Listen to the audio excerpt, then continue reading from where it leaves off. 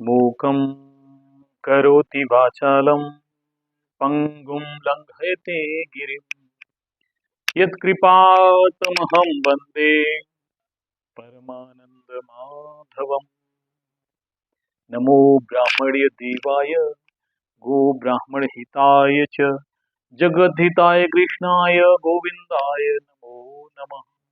गुरुर्ब्रह्मा गुरुर्विष्णु गुरुर्देव महेश्वरः गुरुर्साक्षात् परं ब्रह्म तस्मै श्री गुरुवे नमः। अखण्डमण्डलाकारं व्याप्तं येन चराचरं तत्पदं दर्शितं येन तस्मै श्री गुरुवे नमः। ब्रह्मानन्दं परमं सुगतं केवलं ज्ञानमूर्तिं दन्तातीतं गुणसदृशं तत्त्वमस्यादिलक्ष्यम् एकं नित्यं विमलवचलं सर्वधी साक्षिभूतं भावातीतं त्रिगुणरहितं सद्गुरुं तं नमामि। सद्गुरुं तं नमामि। सद्गुरुं तं नमामि।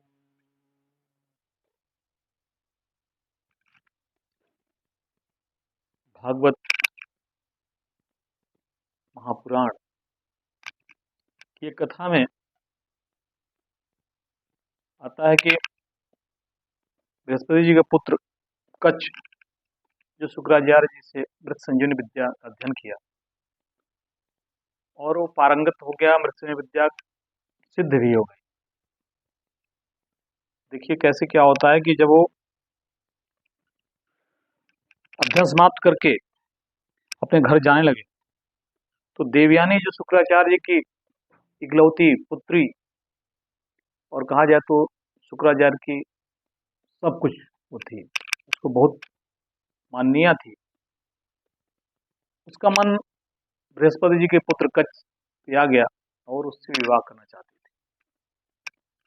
उसने आग्रह किया, देवयानी उसे वर्ण करना चाहा, परंतु गुरुपुत्री होने के कारण कच्छ ऐसा करने से मना कर दिया।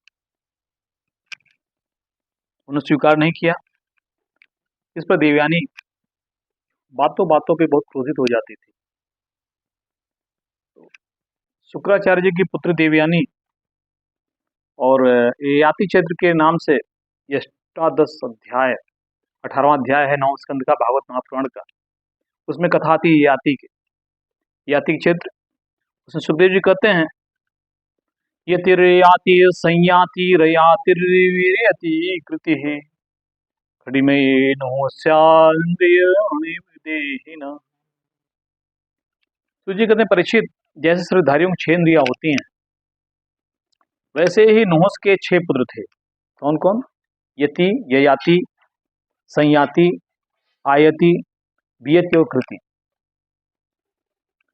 नहुस अपने बड़े पुत्र यति को राज्य देना चाहते थे, परंतु यति ने स्वीकार नहीं किया क्योंकि जानते थे कि राज्य का परिणाम क्या है, कि उसमें राज्य में कई दांव पेंच प्रबंध आज जो प्रवेश कर जाता है वो अपने आप नहीं समझ सकता। देवेंद्र पत्नी सची से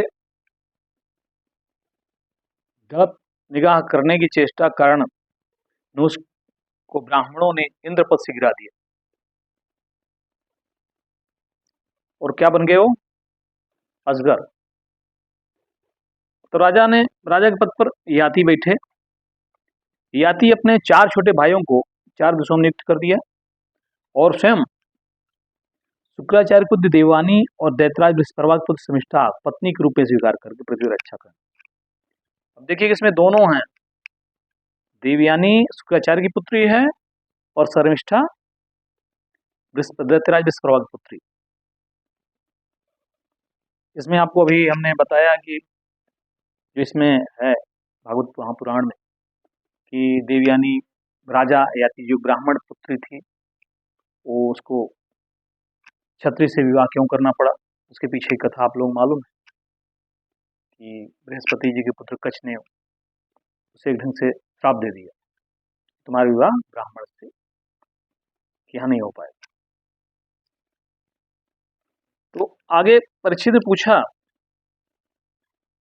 ब्रह्मर्षि भगवान काव्य छत्रबंधुश्चिना हुसु राजन्य प्रयोग कस्मात विवाह प्रतिलोम।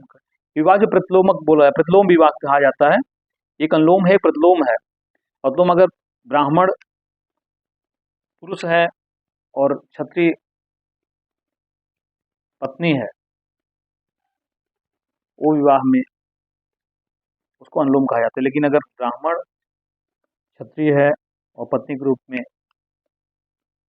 ब्राह्मण की पुत्री है, क्षत्रिय ब्राह्मण है, क्षत्रिय पति है और ब्राह्मण पत्नी है, उसको प्रतिलोम विवाह करते हैं।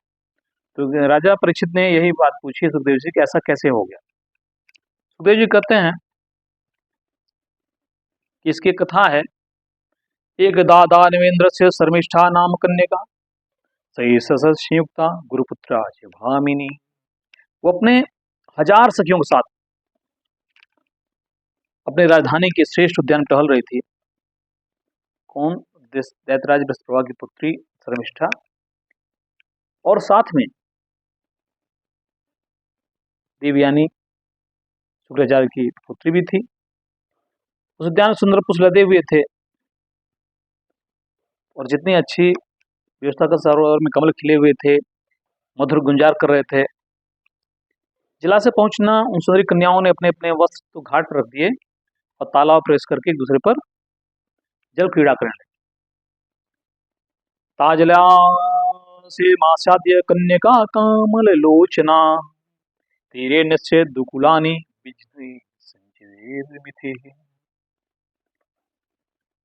बिजना सिंचित। तो अपना एक दूसरे पर उलिझने लगी, क्रीड़ा करने लगी।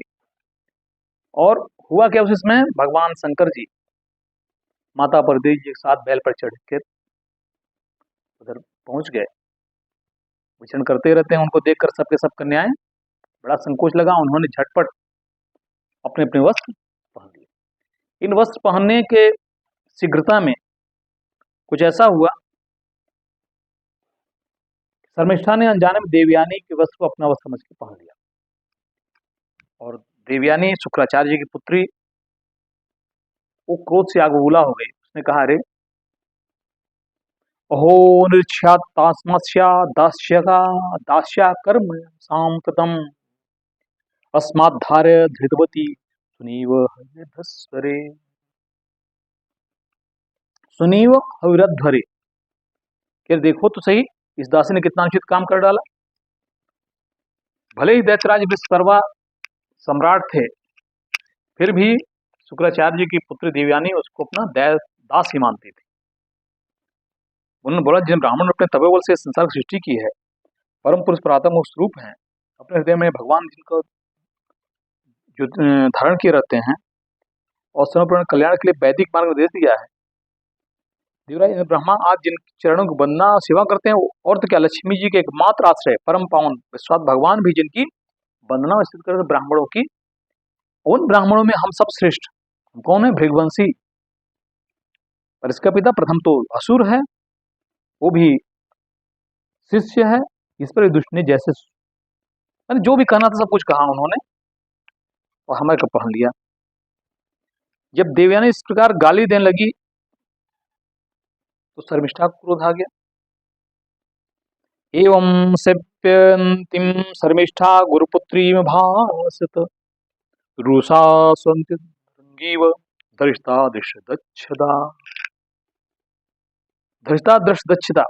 वो भी जो है नागिन के समान लंबी सांसने लगी और अपने दांतों से होठ दबाकर कहा, वो भी जितना भाई, अब एक को आप बोलेंगे दूसरा भी कुछ ना कुछ उत्तर देगा ही। वो बोले, तू भी तो भिखारिन है, वही लोगों के टुकड़ों पे पलती है। और इसको इतना क्रोध आया शर्मिष्ठा को कि उसने उससे वस्त्र छीन कर वहीं कुआं था उसमें धकेल दिया। इस प्रकार और स्वयं अपने सखियों के साथ, जो कि हजारों उसकी दासियां थी, सखियां थी, सब लोग के लेके अपने राज्य में चली आई। तस्याम गतायाम स्वगृहम ये आतिर्मर्याचरण प्राप्तो दीक्षा कूपे जलाधि ताम ददर्शः। शर्मिष्ठा चले जाने के बाद संयोगवश शिकार खेलते हुए राजा याति एवं संयुक्त था उधरा निकले। उन्होंने जल की आवश्यकता थी, इसलिए उन्हें कुएं पड़ी देवयानी देखा तो वहां देवयानी थी। वो वस्त्रहीन थी, इसलिए उन्होंने अपना दुपट्टा उसे दे दिया और दया करके अपने हाथ से उसका हाथ पकड़कर उसे बाहर निकाला। जो भी संयोग बस था, देवयानी प्रेम भरी वाणी से वीर याति से कहा, वीर शिरोमणि राजन,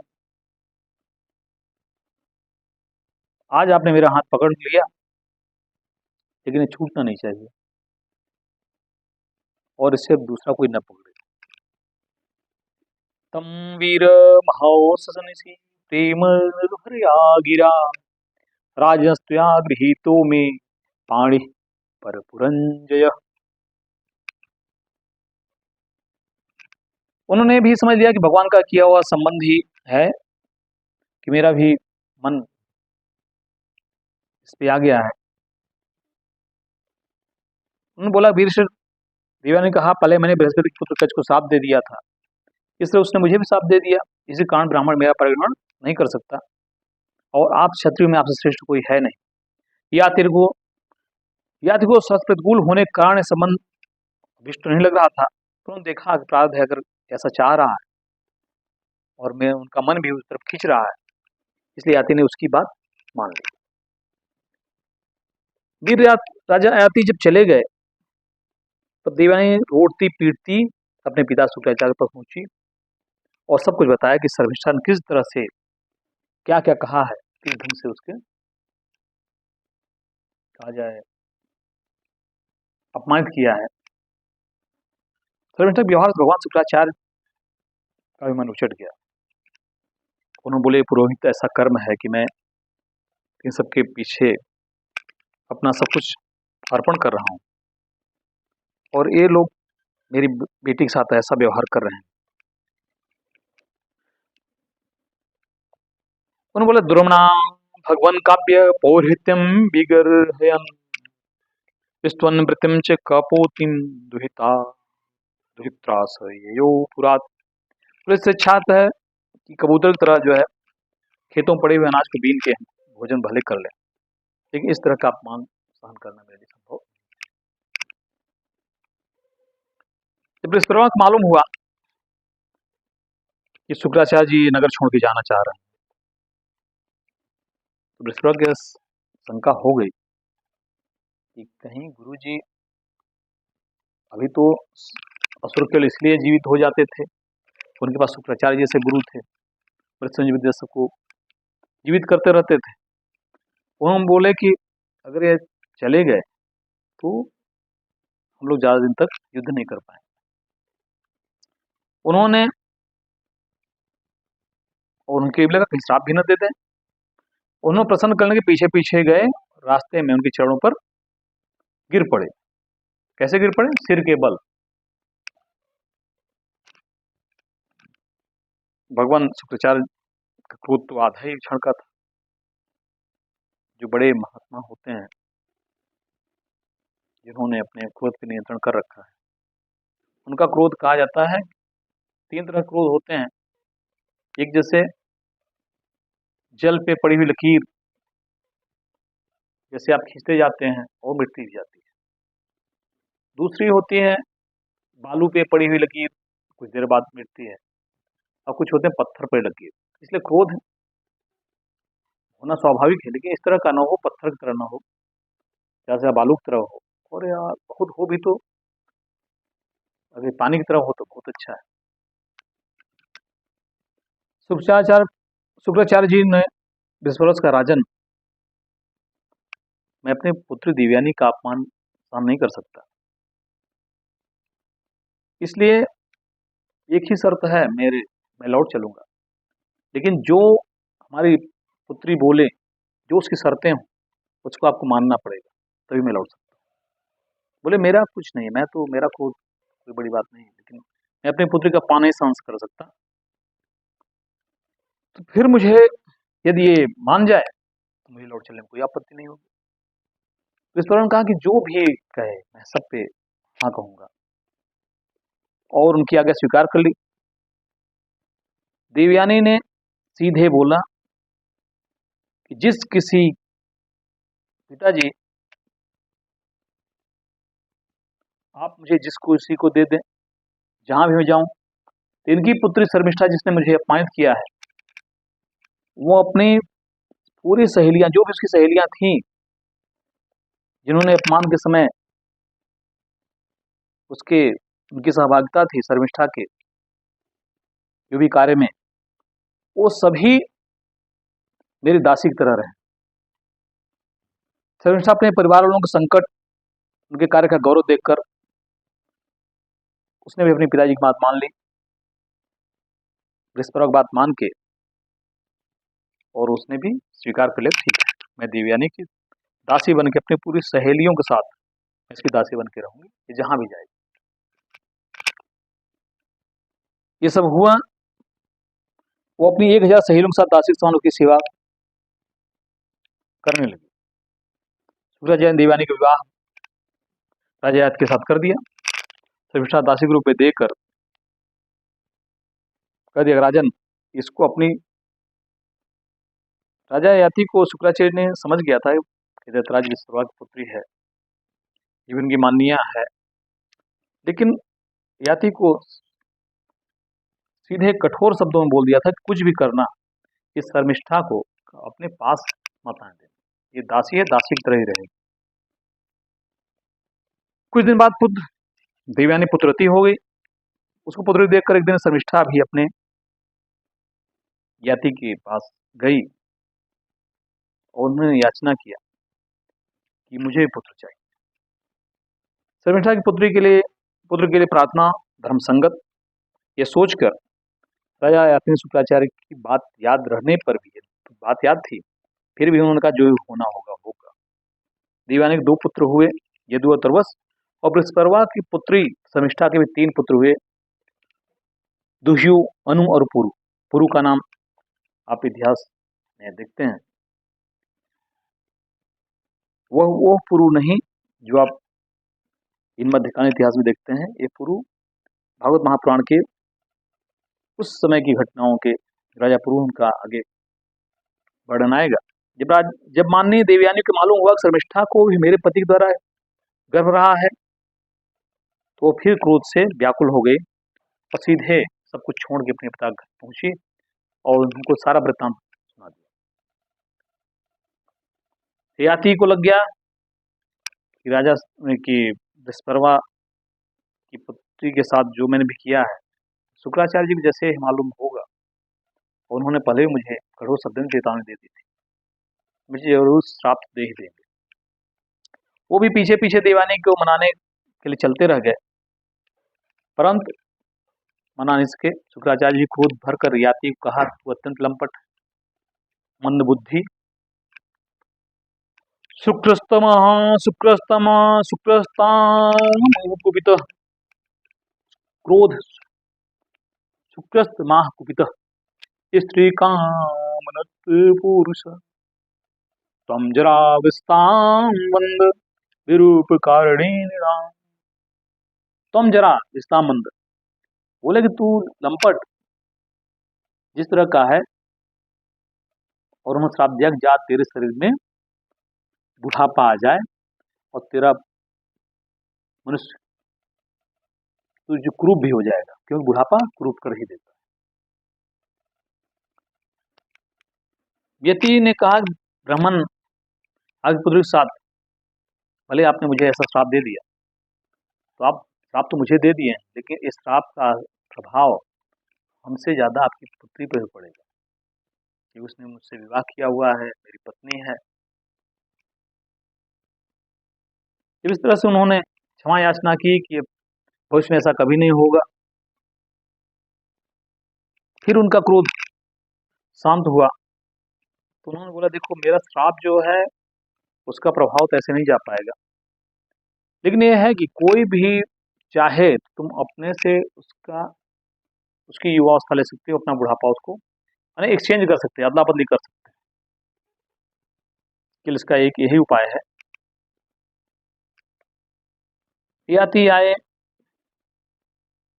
अपने बेटों से कहने लगे कि देखो बेटा, अभी हम तो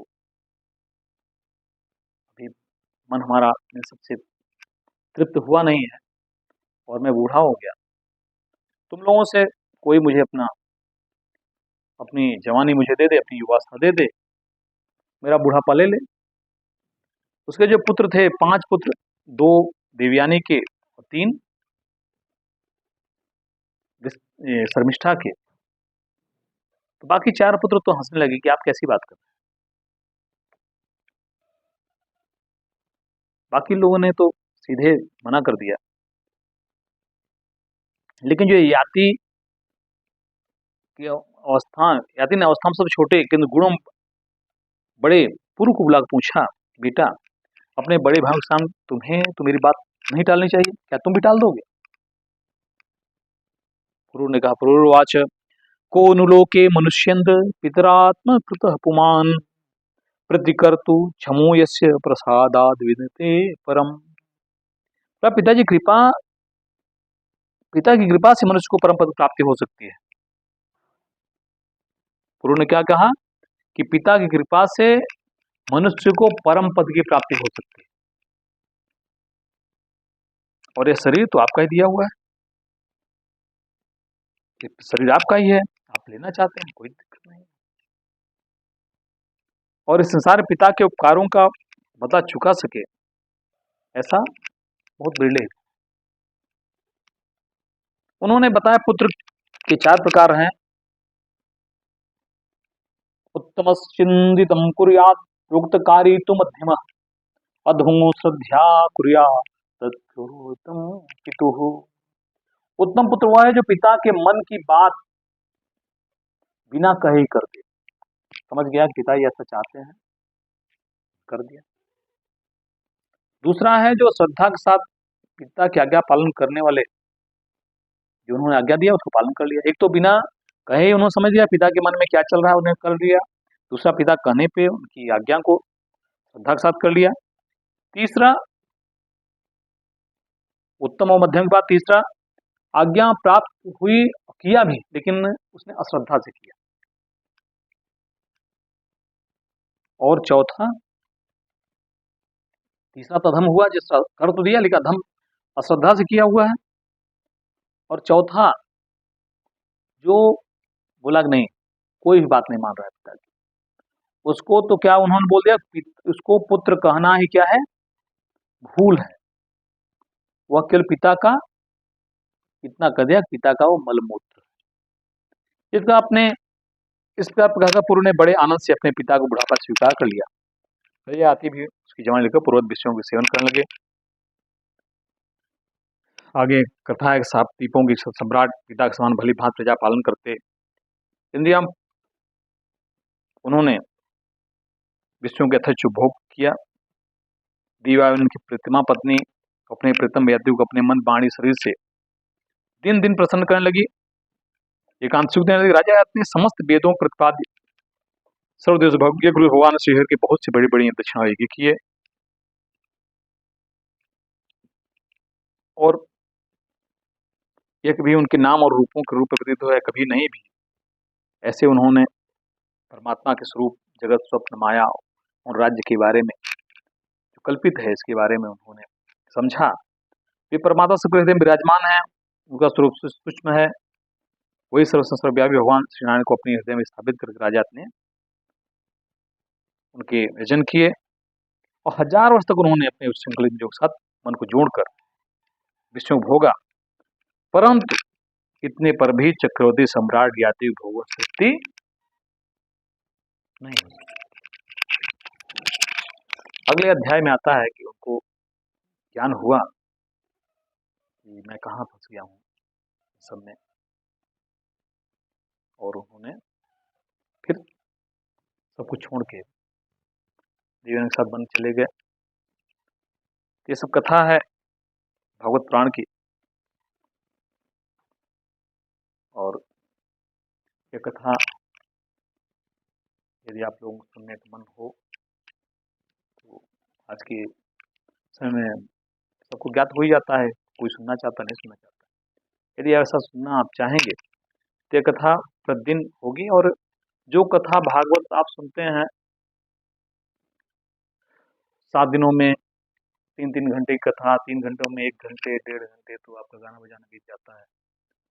और इनको टच करना वो चाहे भी तो नहीं कर सकते, क्योंकि ये 2 पार्ट में भागवत महापुराण है, और कम से कम 1 वर्ष में ही इसको सुना जा सकता है। तो प्रतिदिन ज़्यादा से ज़्यादा 15 से 20 मिनट समय जब भी आपको लगे आप सुने, और उसका अगर ऐसा लगता है कि आप सुनना चाहते हैं तो ये कथा चलती रहेगी। कुछ लोग भी सुनना चाहेंगे तो चलती रहेगी। भगवान रामचंद्र जी जब जाने लगे इस लोक को छोड़ के, तो बजरंगबली को बोले तुम यहाँ रहो। तो उन्होंने कहा कि हे भगवान, अगर एक भी व्यक्ति आपकी कथा यहाँ करता रहेगा तब तक मैं इस मृत्यु लोक में रहूंगा। तो अगर एक एक लोग भी सुनना चाहेंगे तो मुझे सुनाने में अच्छा लगेगा। बाकी सुनना ऐसा नहीं कि आप लोग, जिनको इसका ज्ञान हो उसको सुनना अच्छी बात है, और वो केवल जिन बालक हतोतरी बाता सुने मधुत मन पितु और माता, ये मान के नहीं कि ये जो सुना रहा है बहुत ज्ञानी है। भगवान शंकर जी स्वयं कथा सुनने जाते हैं, ऋषि उनको ऊंचे आसन में बैठाते हैं, उनकी कथा सुनते हैं। इसका मतलब ये नहीं हुआ कि उनको ज्ञान कम है। जो सुन रहे हैं वो हमसे ज़्यादा ज्ञानी है, और सुनेंगे तो हो सकता है उनको अच्छा लगे। तो मैं अपने मानूंगा कि मेरी जो भी कार्य हैं, जो भी बन पड़ रहा है, तो अपने को थोड़ा आत्मसंतुष्टि मिलेगी। श्रीमद् भागवत भगवान की है आरती, पापियों को पाप से है तारती। श्रीमद् भागवत भगवान की है आरती, पापियों को पाप से है तारती।